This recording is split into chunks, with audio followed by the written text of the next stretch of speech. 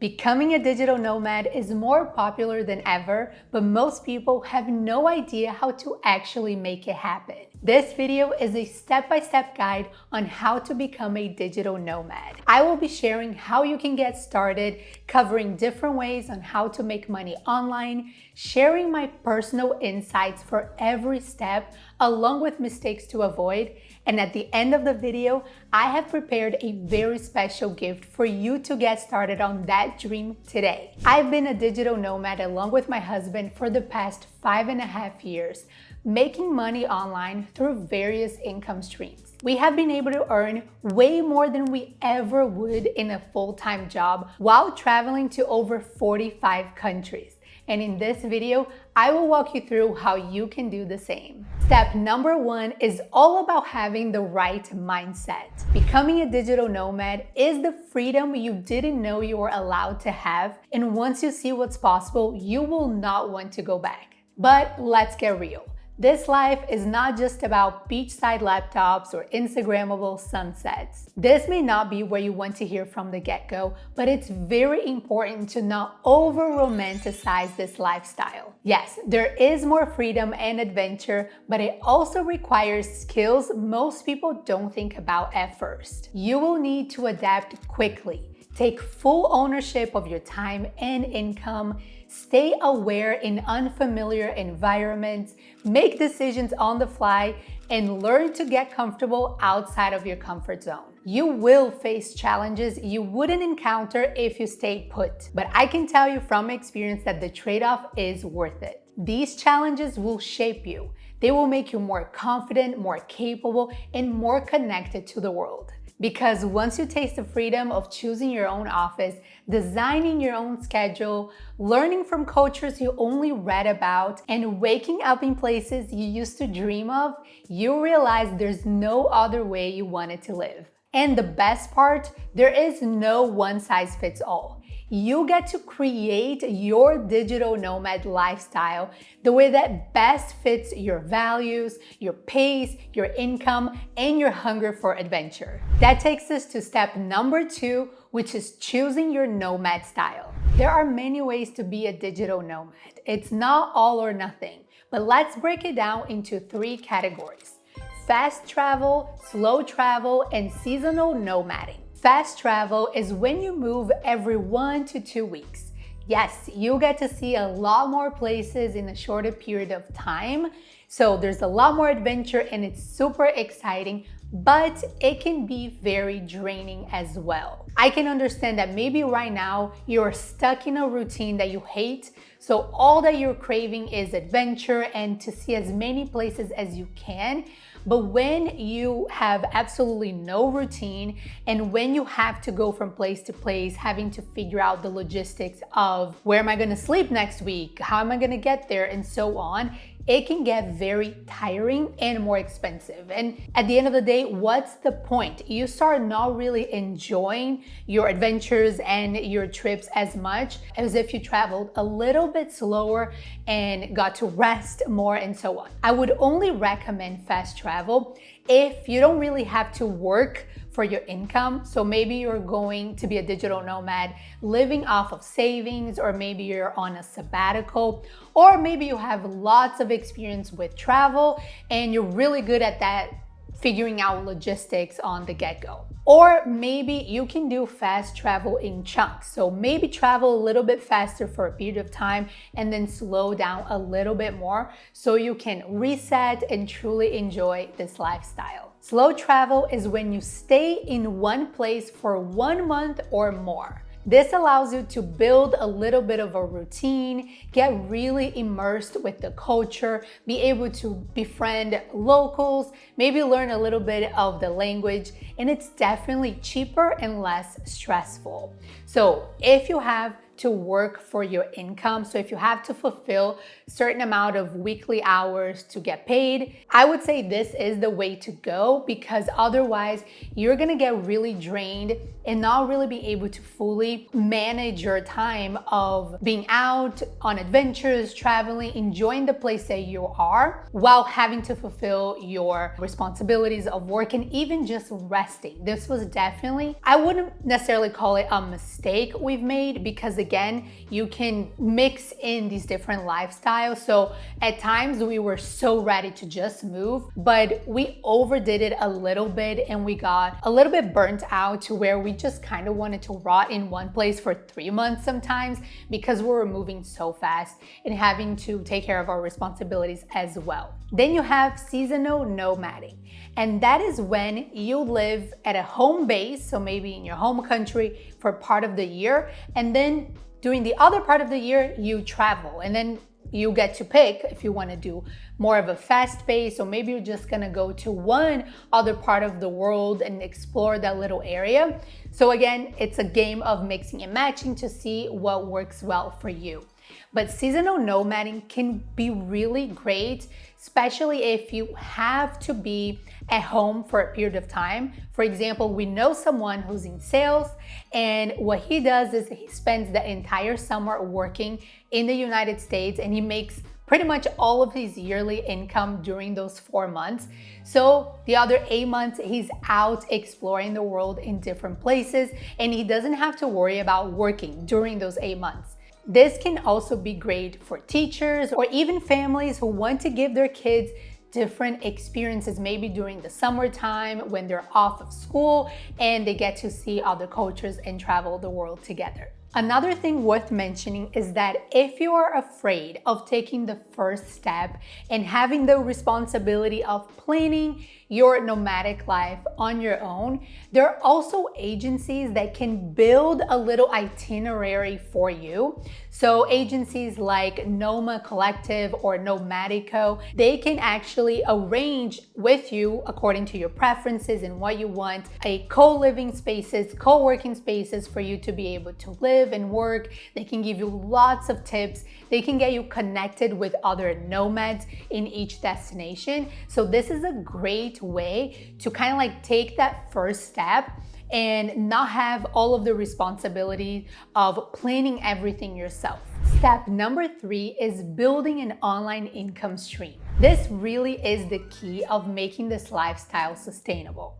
Honestly, in order to live as a digital nomad, you just need to be able to afford your living expenses wherever you choose to be.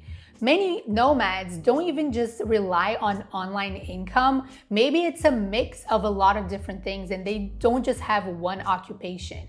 Maybe they get a little bit of income by freelancing every now and then. Maybe they can get local jobs, maybe bartending or doing pet sitting, house sitting, anything locally. It can definitely be a combination of things for you to be able to fund this lifestyle. But the more online your income is and the more passive or more control that you have over that income, the more freedom you're going to have to go everywhere you go or to be able to upgrade your digital nomad lifestyle. And again, you can get as creative as you want when it comes to making money, but I've decided to divide the different ways that you can earn money online into 4 categories. The first one are remote jobs. That is when you are an employee of a company just working remotely, meaning you don't actually have to go into the office, or maybe you have to for just a period of time of the year and then you get to be remote. There's so many different scenarios. And what you could actually do is, if you currently have a job, you could actually convince your current boss to let you go remote. That way you don't even need to find a new job. But there's tons of companies, more than ever, they're offering positions nowadays that are completely remote. You can check platforms such as FlexJobs, Remote.co, LinkedIn, of course, WeWork, and so on. There are so many positions out there today that you can be fully remote Now, one thing that you have to keep in mind is that when you're an employee of a company, sometimes you need to meet a certain time zone that you need to be working. So that can influence into the destinations that you go. Maybe you don't want to be completely opposite in terms of the time zone, like in Asia, if your company is in the US, just things that you need to keep in mind when choosing this type of online income. Then you have freelancing, and that is when you offer services online, usually around a specific skill like design or writing or coding, anything like that, with the most popular platforms to list your services being Upwork and Fiverr. Now, there are also a lot of freelancing jobs that you can get where you don't necessarily need to be very skilled on a specific thing. You can be a general virtual assistant. You can offer customer service for different companies. You can even just review products. Now, the more skilled you are, the higher you can charge for your services. So I would highly encourage you that if you want to go that route, for you to actually take time to learn or perfect an interest or a skill that you currently have. There are tons of free videos on YouTube, Skillshare, Udemy courses that you can take so that you can perfect that skill in order to start offering those services and create this online income stream. Now, I would also include coaching and consulting into the freelancing category because that is an online service that you can offer. So a lot of times right now, you already have the knowledge and the skills to actually help others by doing consultations and audits, things like that. So maybe that's something that you want to start building. It is something that requires more expertise and perhaps a bigger following because you need that social proof for people to actually trust you enough to pay you. But again, it's something that you could at least start building if you already have an area of interest to go with that. Then you have your online business owner category. That is when you create your own job. You have a full control and full responsibility over your income stream. Now, there are tons of different things that you can do as being an entrepreneur, but in general, I like to divide this into having physical products and digital products. So with physical products, that could be earning money through things like e-commerce, which we have experience with. We started by selling products on Amazon, or things like real estate, Airbnb, things like that. Now, in the digital category, there are so many options. I would even go as far as putting content creation into that category. That is YouTubing, blogging, doing some sort of social media content creation that you have control over, but you don't necessarily have to create a physical product. You can do everything remotely, and it's something digital that you're offering. But another thing that goes into the digital product side of online business is selling things like digital products on Etsy, like printables, spreadsheets, or even art, or maybe Amazon Kindle where you're selling ebooks, or my personal favorite and the income stream that pays for all of my husband and I travel expenses, which is creating online courses specifically on Udemy. We are big advocates of online course creation, and we have experienced firsthand how this business model can be the best one for digital nomads because it's something that you can do from anywhere in the world, and it's one of the most passive income opportunities we've ever heard of. The last category that I do think is worth mentioning is passive income streams. Now, as I mentioned, I would almost put online course creation on Udemy into this category because truly we work less than 6 hours per week while earning a full-time income. But there are other income streams that you can do that are way more passive, such as Airbnb arbitrage or, of course, investment income.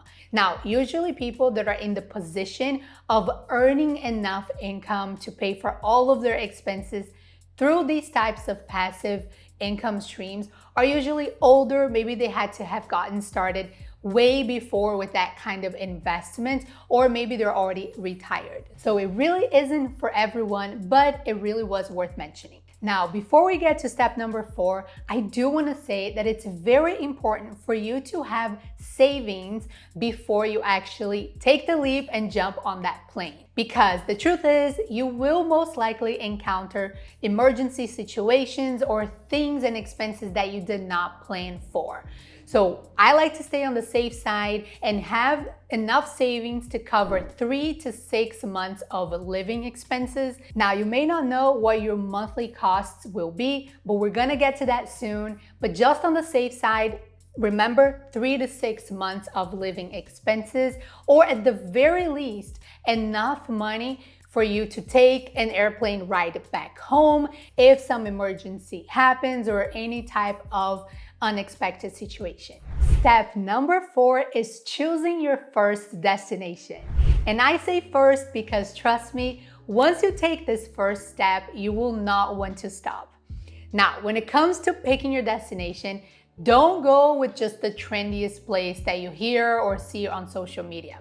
Start with cost of living. So what places around the world that interest you are you able to afford living well? Now, my 2 favorite tools that can help you figuring out what that number would be is number 1, Numbeo. Numbeo is great because it not only gives you an estimate of how much things cost at the specific destination, but it also compares the similar lifestyle in 2 different cities around the world. So this can be super helpful for you to, for example, put your current city that you're living in right now, as well as different cities around the world that you could see yourself living at least for a while, and seeing how much more or how much less, hopefully, it would cost you.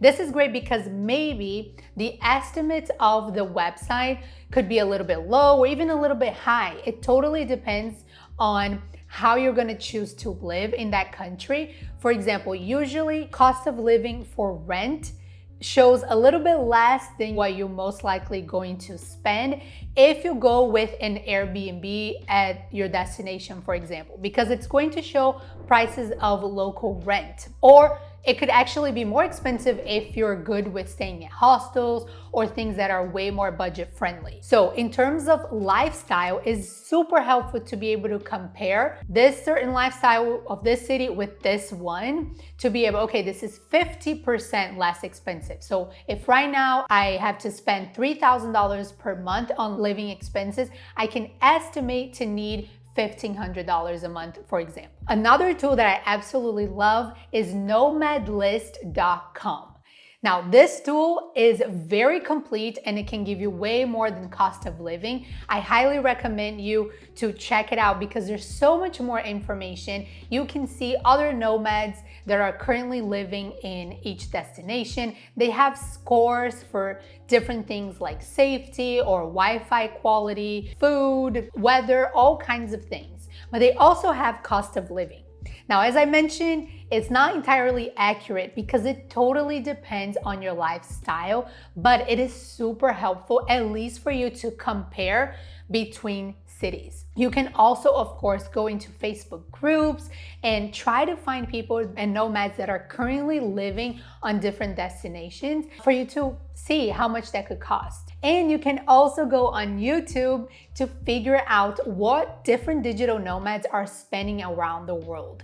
We have lots of different videos here on this channel showing you cost of living or the types of lifestyle that you can have with maybe $1,000 per month in different parts of the world. So be sure to check those out because that can be super helpful and super eye-opening as well. Once you find some options that can fit into your desired cost of living, you can jump into your other preferences.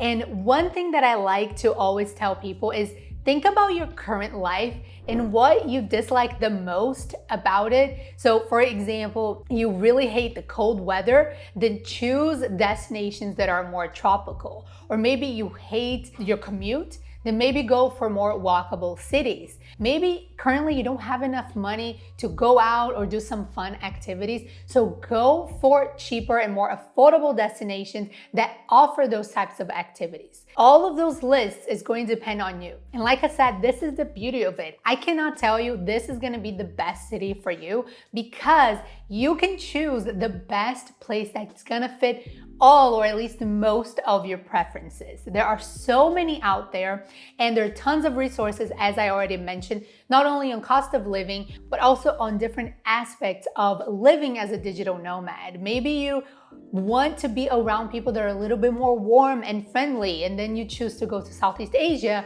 or maybe South America, or maybe you want to stay in places that are a little bit more familiar to you, or more developed, or have some of your favorite product. Again, you can pick what fits best for you. Now, with that being said, it's important that you keep an open mind, because many times you think you're going to enjoy a specific place the most, or maybe that's what it looks the best when you see online or when you hear people talking, but you won't really know until you go. So give places a chance, connect with locals, try to truly explore each place, not as a vacationer, but truly living and taking the best that each community, each place has to offer. Now, the last point I want to make when choosing your destination that is very important are visas, because each place, each country has their own rules on how long you can actually stay.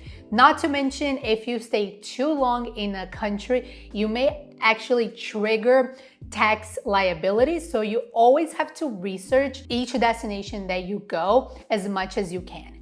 One tool that I really like to use is called Sherpa.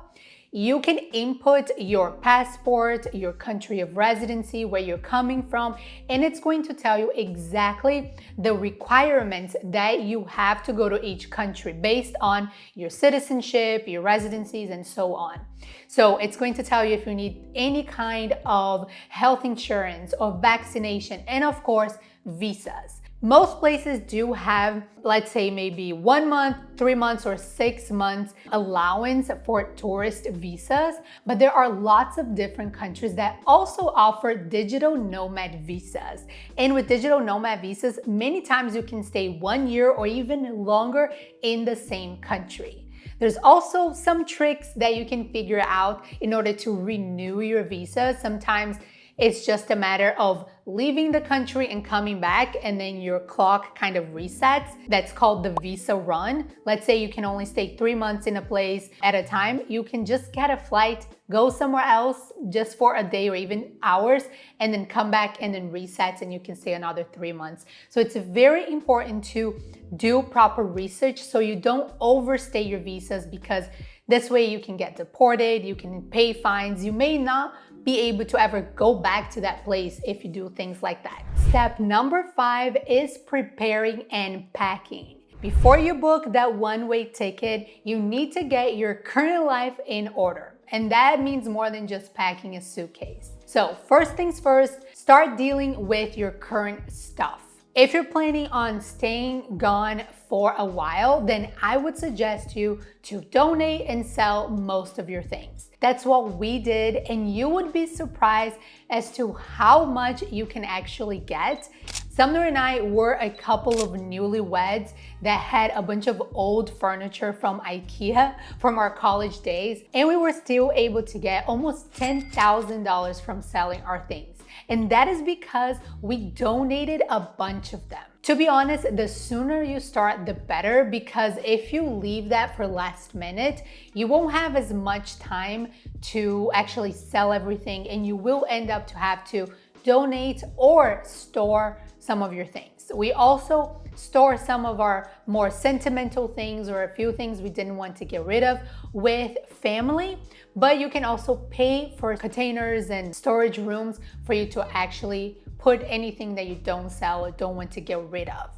Now, speaking from experience, pretty much everyone who's done that before, they did it because they thought they were still going to need it at some point, but they ended up regretting paying for the monthly storage for things that they ended up not wanting after all when they came back home and visited and so on. So I would recommend you to sell and donate or store with friends and family. Now, if you have big assets like a house, for example, or a car, then you have a few options. With a car, I would suggest you to sell it. That's probably going to be the easiest solution because it's not going to help that your car just stay put for months on end. Now, with your house, you do have a few options. You could sell it, or you can actually rent it or make it into an Airbnb, and that could already be a good chunk of your online income that you could make.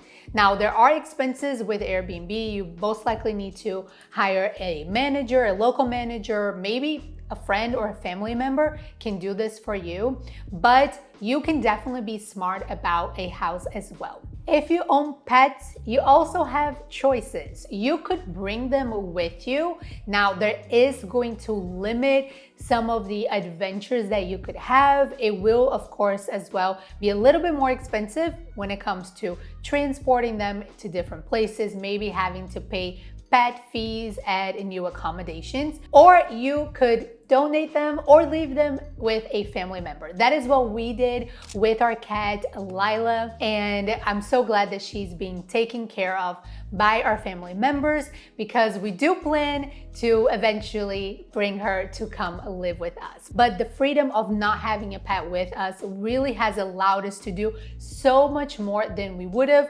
if we had her with us instead. Now, it's also important to cancel all kinds of subscriptions before you leave, especially, like I said, if they're automated. So anything that you're not going to be using anymore, electric bill, Wi-Fi, TV, all of those things. And you will also need to take care of banking. So we already talked about having some sort of savings, but you will most likely also need a credit card while abroad. At the very least, it's going to make your life so much easier. And if you're planning on maybe renting a car, or even there are certain places that like hotels, accommodations where you will need a credit card, at least as a security deposit, then I highly recommend you to prep that before you leave home, because most of the time you will not be able to get banking or credit cards at your destination. It really helps if you're also able to get some sort of bill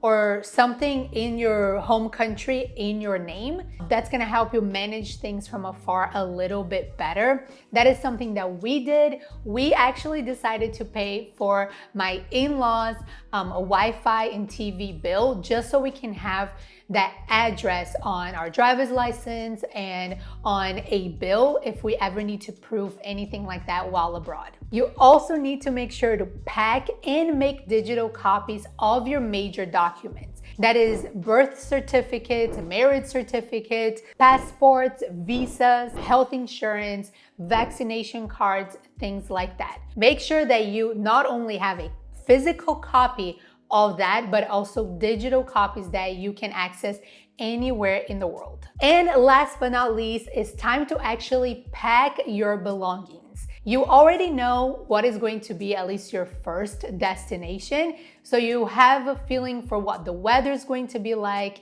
and what kinds of activities you're going to be doing, but it's still important to pack some things that are versatile. So definitely invest in layers unless you're really moving to a place that is super winter, like extremely cold, and you're going to be there for a while. It is better for you to pack layers for you to be able to build them up if it gets cold, or even rent a winter jacket if you do end up going to an extremely cold destination, than to have to carry those heavy things with you all the time. So I highly recommend you to invest in layers. Also go for versatile items. So try not to do, for example, if you have like a pair of sneakers and hiking boots, unless you're going to be hiking constantly, you can use your sneakers as hiking shoes. So try to eliminate duplicates as much as you can. And also invest in some gadgets that are going to make your life easier. For us, for example, we absolutely love having our laptop stand because work is part of our daily routine. So we want to make sure that we can be comfortable and productive, a pair of noise canceling headphones, and so on. And if you made it this far, you're gonna get our very own Digital Nomad packing list that we've prepared for you, including links of our own favorite items. That's gonna be in the description below, and it's completely free. Step number 6 is making your digital nomad lifestyle sustainable. This video is not just about becoming a digital nomad. If you don't take care of certain things that would actually make this lifestyle sustainable, you're not gonna be a digital nomad for long. So step number 6 is crucial, and I wanted to divide in the following categories. Number 1 is finding or building community. Trust me, this is so important, and actually one of the biggest reasons why digital nomads go back home is because they end up feeling lonely. Even if you do a good job keeping in touch with your family and friends back home, it is not the same as actually sharing your life with someone right next to you. So there are a few different ways that you can find your own community. Number 1 is definitely trying to connect with locals. Many times we are hesitant, thinking that we're only going to be able to connect with people that are a little bit more familiar to us, but you would be surprised that some of the most meaningful and long-lasting relationships could actually be from people from a completely different culture. So don't be afraid to actually go out and connect with locals and open yourself up for those relationships. Now, also make sure to follow No Limit Nomads on Instagram, because we not only share all kinds of digital nomad tips, but we also want to be there for you, and we're building a community of people who actually help you keep this lifestyle sustainable. We also have a Facebook group, so I'll make sure to link all of that in the description below. And Facebook groups are actually a wonderful way to connect with people, especially if you're trying to find people in a specific place. So if you already know where you're going, then you can try to find digital nomads or just people, maybe you're American, you want to find other Americans in a specific destination, try to find them through Facebook groups. But I also mentioned to you Nomad List, and that tool also offers ways for you to find digital nomads all around the world. They literally have an interactive map where you can see people in all the different places that would actually surprise you. You think that every digital nomad is in Bali and Thailand, but you can actually find them everywhere. And through Nomad List, they also are always hosting meetups, and you can also host a meetup yourself. So let's say you're going to Bulgaria, you want to see if there are other digital nomads there, you want to connect with like-minded people. You can also create a hosting event and meet all of those people that are there. You can also use the website meetup.com, and that website is actually used not just for digital nomads, it's all kinds of meetup events that you can participate from. Let's say you are a content creator or you're an entrepreneur and you want to meet like-minded people, you can use that website, or even take advantage of digital nomad events.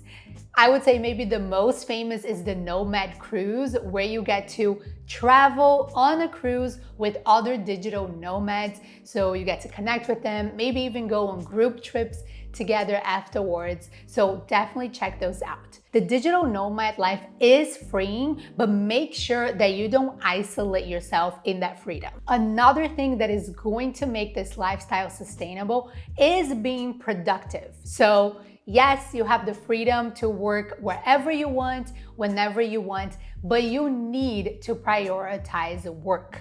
You need to make sure you block hours every day where you're going to work. You don't have to necessarily clock in and clock out at those exact hours, but having that predetermined time where you can give priority to funding this lifestyle is really important. And it's also important for you to have some tricks to make sure you stay productive. For us, it always goes into how we choose our accommodations. We need to make sure that we have dedicated workspaces and not just work out of our beds, because trust me, that is going to get not just uncomfortable, but unproductive very quickly. For us, because we're a couple, we always try to get an Airbnb that has 2 rooms, so we're able to each have our own workspace, because that's how we operate. We're way more productive working separately. But let's say your Airbnb does not have that. Make sure that you research beforehand good co-working spaces or cafes that offer good Wi-Fi connection for you to be able to get your work done. To make this lifestyle work for a long time, you also need to prioritize your health. And that comes in the form of your meals, exercises, and sleep. Being a digital nomad, you probably know by now, is not like being on a permanent vacation. Usually when you're on vacation, you don't really think about exercising or the quality of the foods you're eating or your sleep, but you really need to prioritize that as a digital nomad, just like you would if you were staying at home. So make sure to have some sort of plan when it comes to your meals beforehand. There are tons of destinations that you don't even need to cook, because eating out or ordering in is so inexpensive. But again, pay attention to the quality of the food, and don't just go to the quick and easy 7-Eleven or street food that you see everywhere. Also prioritize exercise, so try to get accommodations that offer a gym, or maybe be near a gym, or at the very least do some exercises at home. So make sure your accommodation has enough room for you to do that. And last but certainly not least, prioritize sleep. We always like to make sure our Airbnbs have good blackout curtains, and whenever we can, we try to avoid those amazing 4 a.m. flight deals because sleep is so important to us. You need to find a travel rhythm that works for you. Like I said, traveling too fast can lead to burnout fast.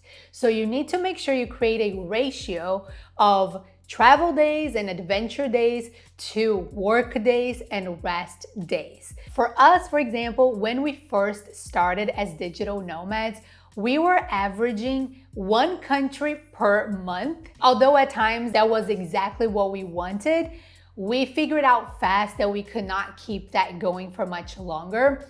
So now we actually average out 1 country every 3 months, and it has been great for us. It has helped us really rest, really have enough time to explore each place that we go. As I mentioned as well, it can be cheaper and less draining. So especially if you have to fulfill those work hours, you need to make sure that you create a travel ratio that works for you. And one last tip, something that Sumner and I like to do, is we actually like to establish temporary home bases and then go on shorter trips during that time. So for example, let's say we get an Airbnb for 2 months or 3 months in Bangkok. We leave our things there so we don't have to constantly be packing. And then we go on shorter trips with just our backpacks or carry-ons to other parts of Southeast Asia. Now, that can actually be cheaper depending on the deal that you get on that long-term accommodation. For us, it's definitely helped us avoid burnout, stress, logistical decisions that we have to make all the time. So here's the tip for you. Step number 7 is to adapt and evolve. Your lifestyle will change. Your preferences might shift. You might go from fast to slow travel, from freelancing to passive income, or from solo traveler to traveling as a couple or even a family. That is the beauty of it. But you're gonna be able to reinvent and grow and evolve this digital nomad lifestyle as you want and as you need. So don't be afraid to change things up. As I mentioned, Sumner and I started by traveling super fast, 1 month per country. We were a little bit more budget as well, but as our income grew, so did our lifestyle. We were able to upgrade, we're able to get better Airbnbs, to actually stay at nicer hotels, and so on. So be open-minded, because if you don't adapt, or if you think there's just one way of being a digital nomad, you're really going to struggle. Now, it is important that you not just adapt to how your lifestyle changes, but you're also able to plan how you want to improve your digital nomad lifestyle. As I mentioned, maybe it's in the form of how you're going to earn your income. Maybe you want more time and you don't have to be stuck on having to work at a specific time zone or having to answer to clients or a boss. Then you can start adapting those things. Maybe again is how fast you're traveling or who you're traveling with. Like I said, you have the power to build this lifestyle in your hands. Now, this is just a summary of how to become a digital nomad. And if you want the exact blueprint and someone to almost literally hold your hand and take you all the way from where you are right now to becoming and thriving as a digital nomad, showing you our favorite destinations, the exact details on how you can earn money online, all of the tools that you use. We're gonna show you exact tutorials and have way more amazing tools and templates done for you, just like the packing guide that we're giving to you for free. Literally everything that you need, no more excuses. Check out the No Limit Nomads course. Link is in the description below. And remember, you don't need permission. You don't need perfection. You just need to start.